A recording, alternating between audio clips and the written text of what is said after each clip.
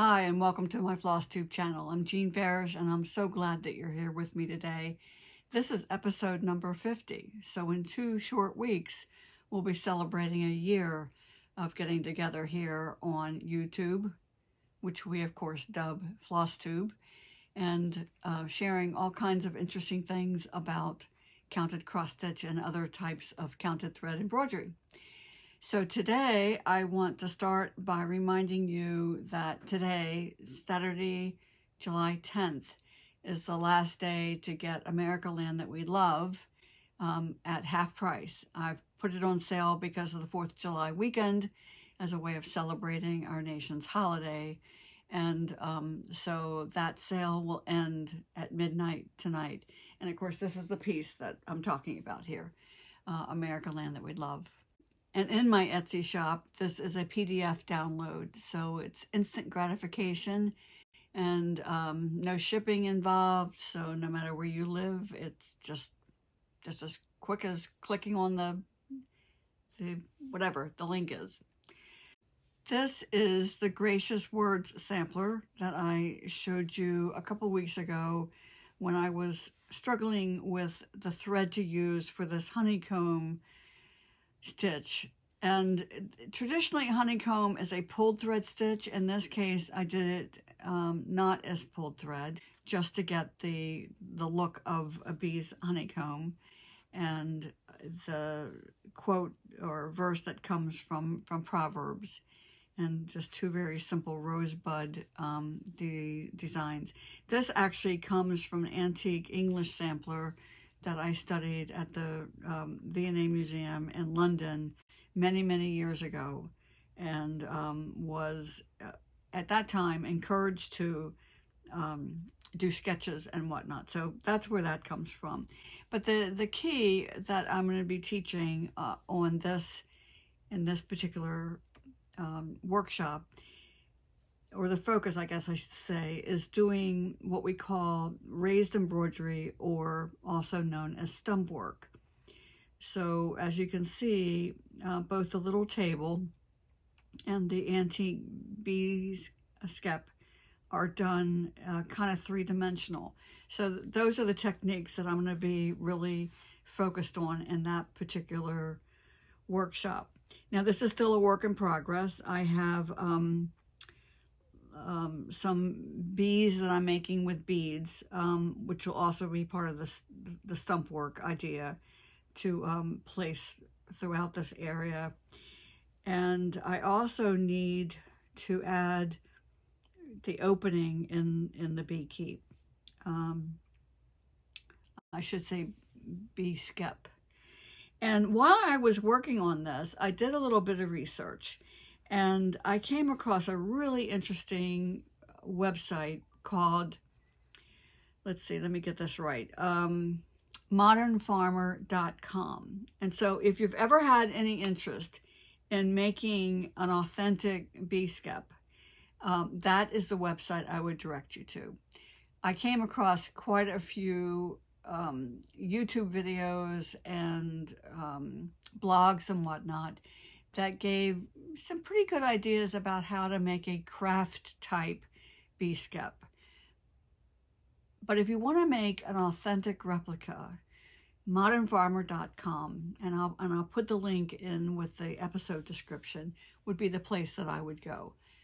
Am I going to make one? I don't think so, because in reading the description, the author was pretty frank by saying you're talking about 2 full days of work, and that it's very hard on your hands.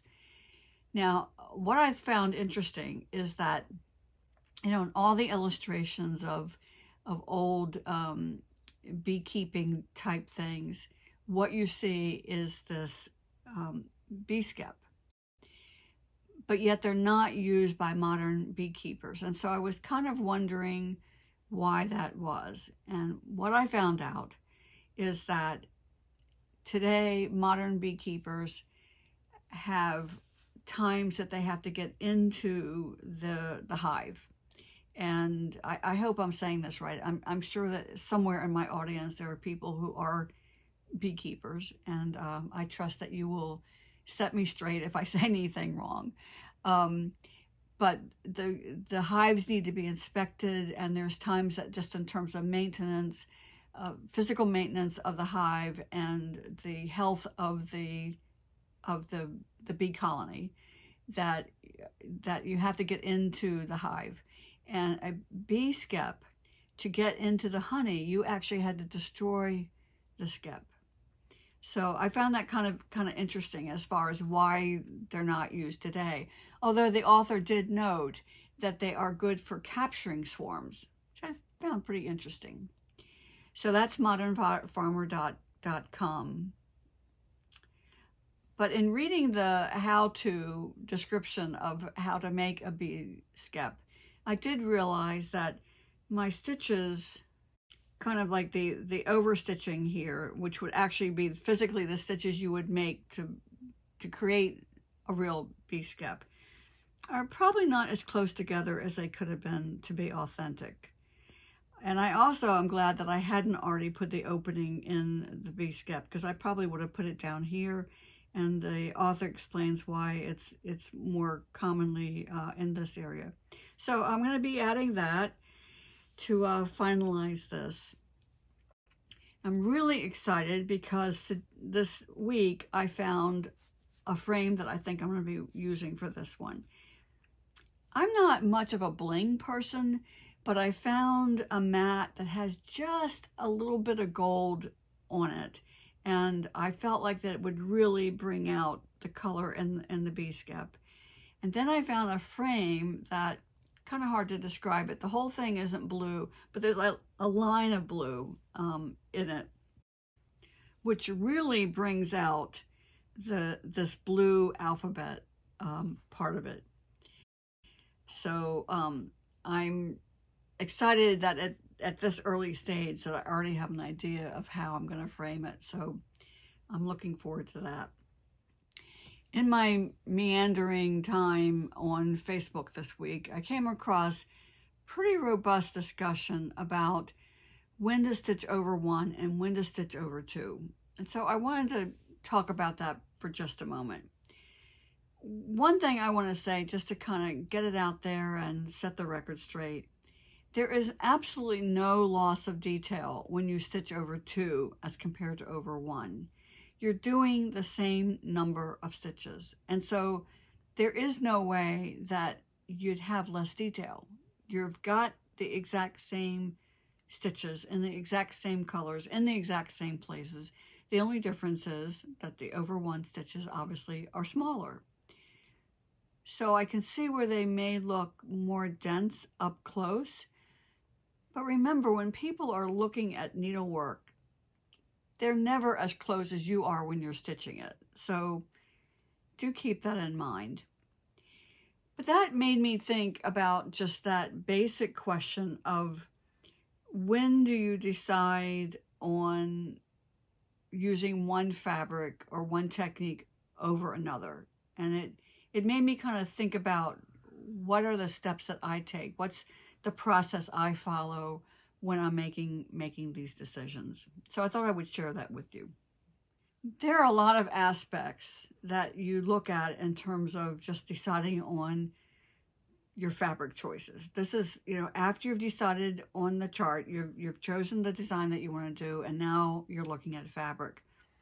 One thing to get your head wrapped around is, when you are stitching over one compared to over two on the same fabric. So we're not comparing apples and oranges here. If you're talking about a 28 count fabric, over two gives you 14 stitches to the inch.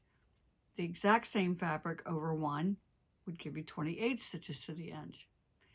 And so many people from that conclude that when you are stitching over one, your fabric is half the size of what it would be over two. And that's not correct. It's actually 1/4. The design area is 1/4 of the same space that design would take when stitched over two. Now, if you're adding 3 inches on all sides, that changes the ratio a little bit, because obviously that dimension doesn't change. If indeed you are someone who likes to leave 3 inches on all sides of your work. So you kind of have to get your head wrapped around that. So stitching over 1 takes up 1/4 of the amount of space as stitching over 2. Where that comes into play for me is deciding on what is the function of this piece. Am I framing it to make a splash, for it to be a focal point, say over a mantle or in a prominent place in an entry hall or in a dining room or whatever? Or do I want to use that same design to make an accent piece that I want to keep it small? So again, there's no right or wrong answer here. It's a matter of how do you want that piece to present itself. So that's one consideration.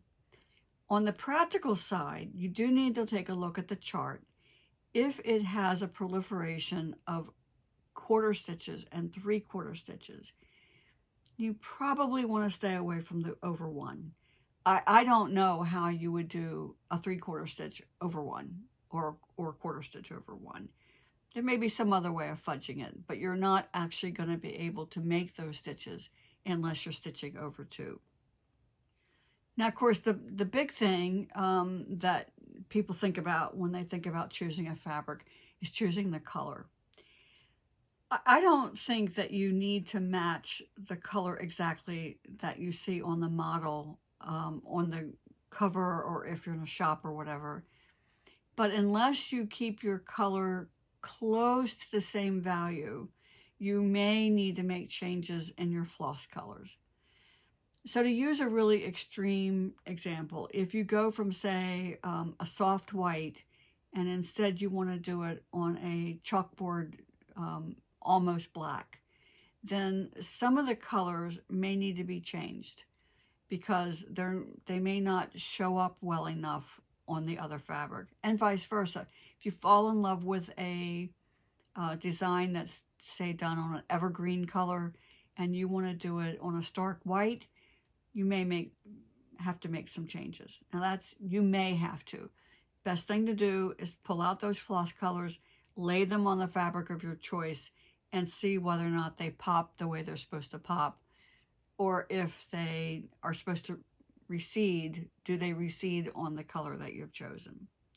So that's a process that every designer goes through in terms of choosing the colors. The fabric color is not an afterthought. That is part of the design element. It is just as important as any one of the floss colors that are chosen. So do keep that in mind. You also need to take a look at the chart instructions as far as figuring out whether or not any of the stitches rely on a thread count fabric in terms of deciding whether you're going to stitch on Aida or a thread count fabric like an even weave or linen. A stitch, for example, like the satin stitch, is never going to be as pretty on Aida as it's going to be on a linen or an even weave. So do take a look at the stitches. Very often, stitches can be done just as easily on one as the other. For example, I use the rice stitch in the Roxy, the reimagined Roxana Corson sampler, and it works beautifully on Aida. But not all stitches are going to translate as well from one fabric to another. Another factor to me when you're looking at the count of the fabric that you're choosing, many people do not realize that there is an association between what people refer to as coverage, the number of threads that you're using to stitch with, and the fabric. So let's just say, for example, you're stitching on 14 count Aida with 2 strands, and you don't like the coverage. To you, it's too skimpy. So what I see often is people automatically jump to the conclusion that they need to use 3 strands. Now, in my estimation, as soon as you go to 3 strands, you are really complicating your work. To get really pretty stitches, when you stitch with 2 strands, those 2 strands need to stay parallel to each other. They should not be twisted and one lying on top of each other. to get the prettiest stitches and the best coverage, keeping those two lines parallel to each other is really essential. So what happens when you go to 3 strands because you don't feel like you're getting good enough coverage? Now you're working at keeping 3 strands parallel to each other. And I frankly don't know how you would do that without a laying tool. When I'm stitching with 2 strands, there are techniques that I use to keep those two strands lying next to each other. Many people rely on what they refer to as railroading. And I've shown some of those techniques in other episodes, so I'm not going to repeat those now. But if I were stitching with 3 strands on anything, then I would use a laying tool to keep those 3 strands parallel. Because you're not gaining any benefit, you're not getting better coverage if those 3 strands are not lying parallel to each other. So what's the answer then? Using that example, you're working with 14 count Aida, you're stitching with 2 strands. To you, it's too skimpy. Why not go to 16 count Aida and still use the 2 strands? Because as soon as you reduce the number of stitches per inch in your fabric, then your stitches are going to get a denser coverage. For that reason, my favorite count linen is 30 count stitched over 2. So I'm getting 15 stitches to the inch, and stitching with 2 strands, I like that coverage. If I didn't think that that was giving me the coverage I wanted, if I wanted a denser, more sort of tapestry look to it, then I would go to a 32 count fabric. But I wouldn't beef up my number of threads I'm stitching with. Instead, I would reduce the number of stitches in the fabric that I'm stitching with. So just think about that the next time you're choosing a fabric for a project. I've had a couple requests to demonstrate how to do 1/4 and 3/4 stitches, and so I thought I would do that today. So let's take a look. Looking at your chart, you'll know which of the quadrants the 1/4 stitch and the 3/4 stitch are covering. So let's assume for a moment that in this case, the 1/4 stitch is in the lower left-hand side of what's going to become the X. So the rest of the cross stitch is going to be created with 3/4 stitch. So first let's finish that leg of the cross stitch. So that's would normally be your cross stitch that's over 2. So you basically have a 1/4 stitch is over 1 and the other part of that is over 1. And then the 3/4 part is finished with what would normally be the second leg of the cross stitch. So 1/4 is green and 3/4 is tan. But what if that 1/4 stitch is in a different quadrant? What if the 1/4 stitch is in the upper right hand quadrant? I would still do my 1/4 stitch first.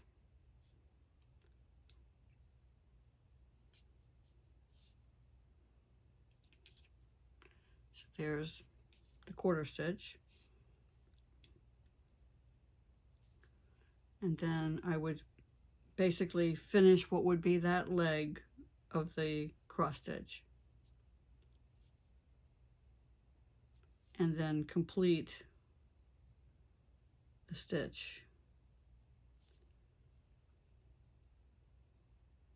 So there's my little 1/4 stitch. I thought I was picking colors that were going to be easy to see, but that's kind of disappearing there. And so there's your 1/4. So far that's just 1/4, and I'm making it into a 3/4 stitch by finishing it like that. I think the tricky thing comes when the 1/4 stitch is in one of the other quadrants. So let's say, for example, if the 1/4 stitch is in the upper left-hand corner.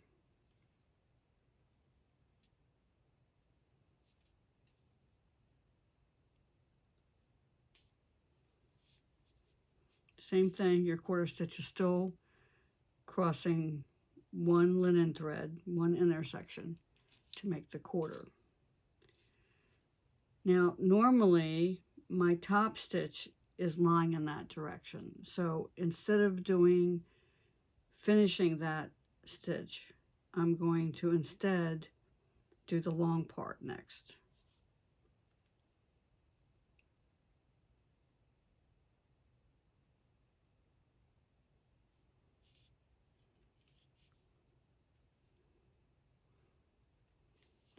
And then when I finish my stitch, because normally that leg is on top, I'm going to cross that first part of my 3/4 stitch and go back into the center.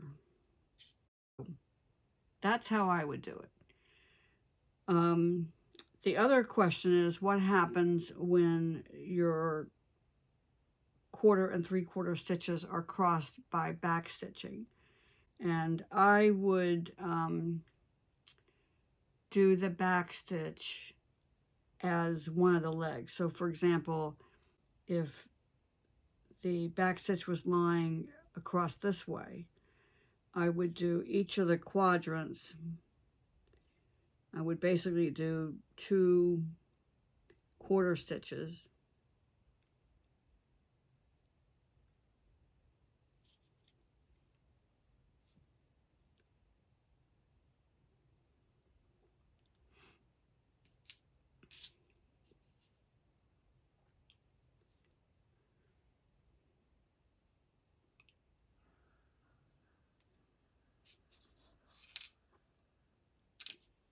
And then I would do my back stitch.